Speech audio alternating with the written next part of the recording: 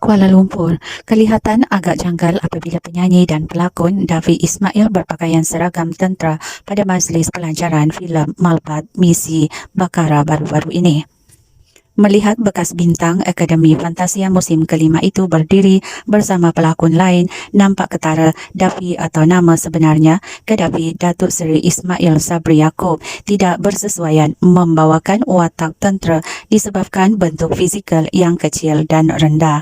Disebabkan itu, ramai beranggapan pemilihan penyanyi lagu Bila Terasa Rindu itu disebabkan statusnya sebagai anak Perdana Menteri Malaysia. Berkongsi mengenainya, Davi berkata dia tahu ramai pelik melihatnya dalam senarai pelakon. Sejujurnya, saya juga pelik terpilih kerana watak ditawarkan jauh berbeza dengan watak remaja seperti sebelum ini. Walaupun ada beranggapan tidak bersesuaian untuk saya membawakan watak tentera disebabkan fizikal, tetapi untuk pengetahuan semua, karakter dilakonkan lebih kepada memberi elemen lucu dalam filem ini. Lagipun saya sudah lama tidak berlakon filem, jadi dapat juga saya ketengahkan sesuatu yang berbeza, katanya. Mengulas ada spektakel dan mendakwanya menggunakan kabel bapa untuk berlakon filem, Davi berkata dia tidak boleh tutup mulut orang untuk bercakap apa sahaja.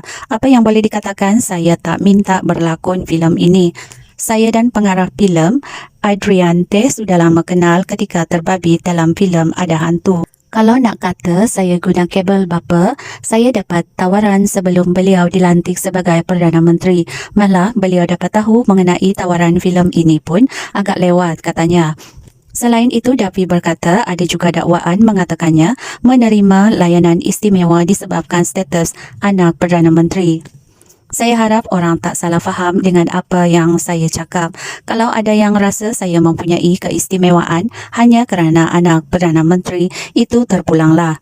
Tetapi jika ada yang nak beri saya layan istimewa tanpa diminta, saya terima sahaja. Benda ini tidak sepatutnya saya nafikan, tetapi lebih kepada bersyukur. Jadi, terima kasih kepada ayah kerana bekerja keras, katanya. Davi berkata dia tidak terkesan dengan dakwaan nakal seperti itu. Saya melihat komen dilemparkan dari sudut positif. Tak mengapalah saya tumpang nama bapa sedikit sahaja. Apalagi yang boleh saya katakan, yang penting saya tak minta layanan istimewa.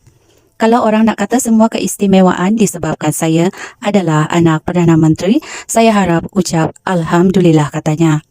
Mengulas tekanan bergandingan dengan nama besar dalam filem menelan bajet RM20 juta itu, penyanyi yang popular menerusi lagu Bila Terasa Rindu itu berkata, bohonglah jika cakap tak terkilan, semuanya pelakon bagus dan hebat. Tetapi bila ada tekanan, ia juga sesuatu positif kerana memberi motivasi kepada saya menjadi sebagus mereka.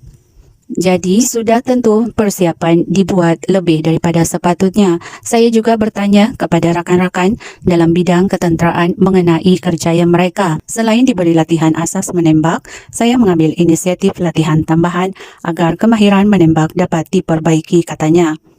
Dengan bajet RM20 juta, filem Malbat Misi Bakara terbitan Berjaya Picture menjadi antara filem mahal pernah dihasilkan di Malaysia.